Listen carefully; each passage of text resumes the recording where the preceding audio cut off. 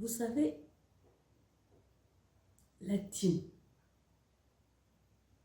si vous arrivez à surmonter la peur de l'incertitude,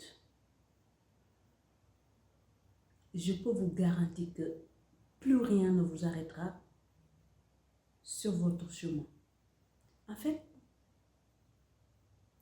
la peur de l'incertitude, chaque être humain le trimballe dans sa vie. Car c'est une peur profonde. Cette peur vient de la peur de la mort. Chaque être humain le tremble. C'est juste que certains le tremblent en ayant conscience là-dessus. D'autres le tremblent sans savoir que c'est ce qui leur empêche d'agir sur chaque situation qui fait face à leur vie. C'est la peur qui va empêcher l'être humain qui travaille dans cette entreprise. Il sait qu'il n'a rien à apporter à cette entreprise, à part juste être là pour son gagne-pain. Mais il va avoir la peur de quitter cette poste parce qu'il ne sait pas que derrière, il va retrouver autre chose. Donc, il préfère être là, polluer sa vie et polluer l'entreprise en même temps, que quitter l'entreprise pour aller chercher autre chose qui le correspond.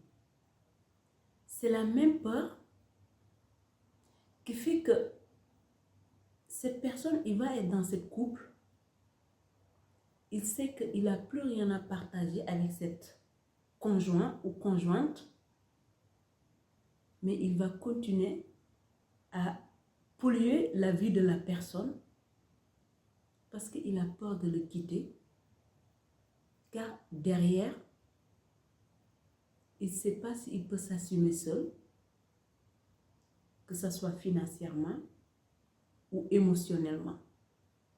Donc, vu qu'il ne sait pas s'il peut s'assumer seul, il préfère continuer dans cette couple en pourrissant la vie de son conjoint ou sa conjointe.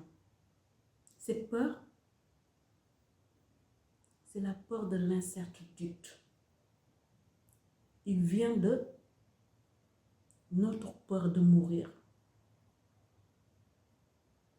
Peur de mourir en ignorant la mort, en ignorant son existence, alors que cette peur, en fait, c'est cette énergie qui trame notre vie. C'est pour cela, si tu arrives à le transcender, si tu arrives à le faire face, si tu arrives à le surmonter, je suis prêt à mettre ma main à couper, que plus rien ne t'arrêtera sur ton chemin. En fait, pour te le dire autrement, si tu arrives à surmonter la peur de l'incertitude, tu deviens inarrêtable. Mais comment le surmonter? Voilà la question. Car je pense que la plupart d'entre nous, on sait que cette peur pollue notre vie. On sait que cette peur nous empêche d'être qui on a envie d'être. Mais le problème est que très peu d'entre nous ont l'audace de le surmonter. Ou ils ont envie de le surmonter. Car certains d'autres, ils n'envisagent même pas à le surmonter. Car ça leur protège. Ça leur permet de trouver des excuses parfaites. Mais il faut savoir que certaines personnes qui ont changé le monde Ils ont pris leur courage à deux mains pour surmonter cette peur.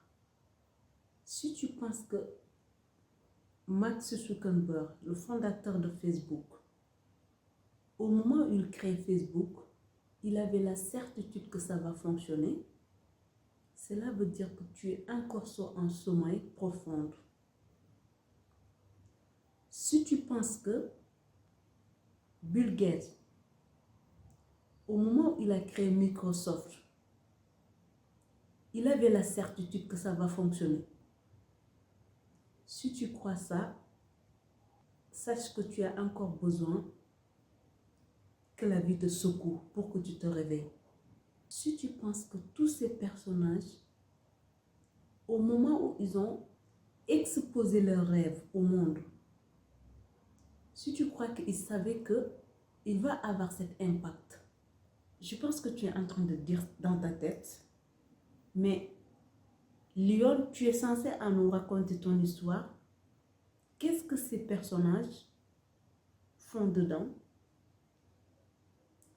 Laissez-moi venir là-dessus. En fait, l'incertitude, c'est une énergie négative pour celui qui le subit. Mais c'est une carburant brut pour celui qui le fait face. Car c'est la peur profonde qui détruit l'humanité ou qui va transformer l'humanité. Et je pense qu'aujourd'hui, il est sur le chemin de transformer l'humanité. C'est vrai que par rapport à ce qu'on voit aujourd'hui dans la surface, ça peut ressembler au contraire. Le jour où l'humanité prendra son courage pour faire face à l'incertitude, l'accepter et l'accueillir, c'est le moment où on va commencer la création d'un nouveau monde. Car toutes ces calamités qu'on voit aujourd'hui viennent de la peur, de l'incertitude. C'était une parenthèse, mais on va retourner dans mon histoire. Sur ma précédente vidéo, je t'ai raconté comment j'ai perdu mon père et qu'est-ce qu'il a réveillé en moi. Si je peux le résumer à une seule phrase, c'est que il m'a mis face à la mort. Il m'a donné une prise de conscience que je suis obligée de vivre avec cette peur. Mais surtout pas en vivant avec lui dans le déni, mais en vivant avec lui en l'acceptant. En acceptant que oui, la mort existe. Oui, il fait partie de ce contrat qu'on a signé, que je nomme la vie. D'ailleurs, avant de signer la vie, on a signé la mort. Donc, il fait partie du contrat. On ne peut plus le gommer, on ne peut plus retourner en arrière. Donc, autant de l'accepter, bras ouverts. En tout cas,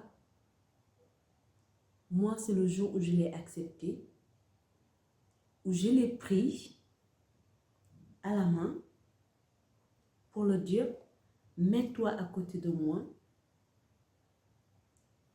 accompagne-moi, on marche ensemble. Je pense que tu vas comprendre quel est le lien entre là où j'ai commencé ou là où je veux en venir. Pour te dire vrai, je suis quittée chez moi au Sénégal sans dire au revoir à mes propres filles, sans dire au revoir à ma propre mère. Je pars en voyage dans des conditions que je n'évoquerai pas dans cette vidéo. Mais si je peux le résumer à une phrase, c'est que c'était tellement incertitude que je ne voulais pas faire peur à ma famille que finalement j'ai gardé le voyage pour moi. Mais j'avais préparé quand même au cas où derrière moi, si le voyage tourne autrement. Donc j'avais pris quelques biens que j'avais vendu ma voiture et j'avais vendu 2 terrains que j'avais. J'ai pris l'argent, je l'ai mis sur le compte de ma mère en lui disant, je te confie cet argent parce que si je le laisse dans mon compte, je vais le dépenser pour des conneries. Donc, garde-le pour moi. Au moment où je le confie cet argent, je devrais quitter le pays 2 jours après.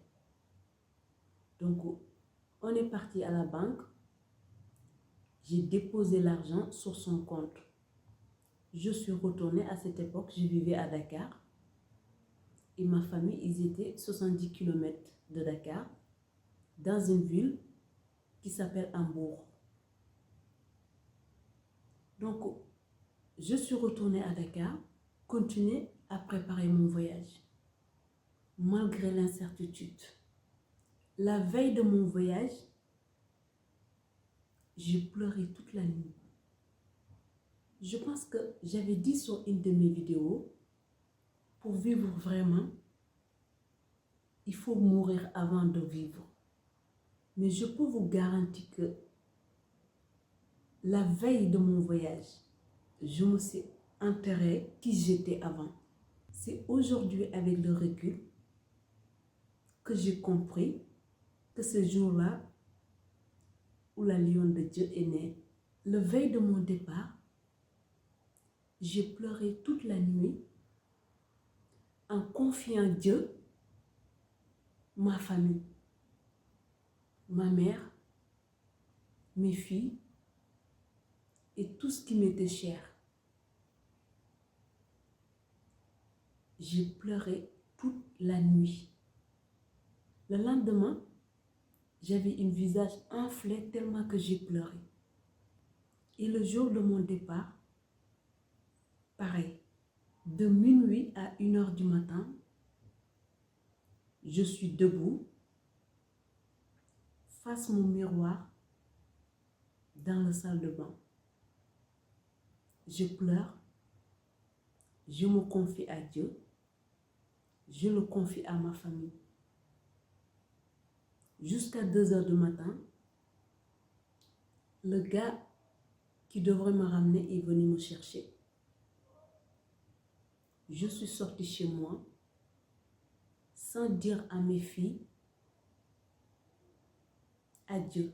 Je peux dire adieu parce que mon voyage était tellement incertain que j'aurais pu le regarder en leur disant adieu. Mais je savais que ça va être un poids trop lourd pour eux. Donc, suite à tout ce tralala de mon voyage, moi voilà arrivée à Paris, à Gare de Lyon, à 9h du soir, sans avoir aucun endroit où dormir ce soir, sans avoir aucune connaissance qui peut me héberger ce soir-là. Si ce n'est pas incertain, je suis là à Gare de Lyon, à Paris, avec ma valise, sans aucun endroit à poser mon cerveau. Et mon ex, qui était un homme marié, il vivait à Paris, mais vu que je suis venue, sans le prévenir, je n'osais pas à l'appeler. Donc, plus le temps avance, plus le battement de mon cœur s'augmente. Parce que je commence à voir des têtes qui me faisaient peur à la gare et que j'ai aucun endroit pour aller m'abriter. Donc j'hésite. Est-ce que j'appelle mon ex ou bien est-ce que je dors à la gare?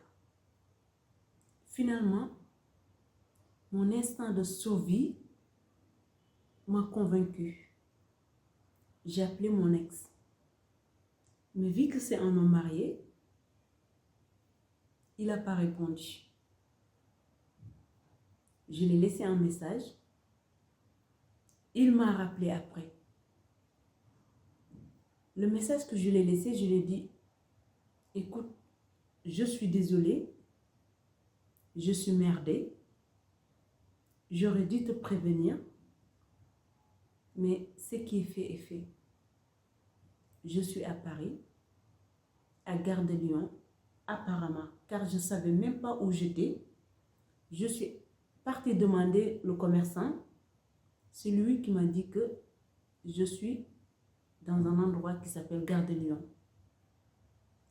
Donc, je lui ai dit, je suis à Gare de Lyon, il est minuit, je ne sais pas où je vais dormir. Je l'ai tellement supplié dans le message. Il m'a rappelé. Il m'a donné un nom d'un hôtel.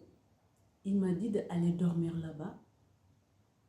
Il viendra me rejoindre le lendemain matin. Rien que pour trouver cet hôtel, je ne peux pas vous raconter la galère que j'ai eue. Mais par l'aide de Dieu, j'ai fini par le trouver. J'ai pris un taxi parce que j'avais quand même un peu de liquide avec moi au cas où, si j'étais vraiment dans la merde. En fait, je pense que mon problème principal, c'était même pas une question de liquide ou pas liquide. Mais c'est du fait que j'ai débarqué, déjà il est 21h du soir, et que l'endroit où je débarque, j'ai aucune connaissance là-dessus. Donc finalement, j'ai pris un taxi, je suis partie dans l'hôtel où il m'avait donné l'adresse. J'ai dormi là-bas. Le lendemain, mon ex, il est venu me secourir. Il a payé l'hôtel pour moi. Il m'a donné une somme d'argent. Il m'a demandé de quitter Paris. Rendez-vous mercredi prochain. Bisous. Que Dieu vous bénisse la team.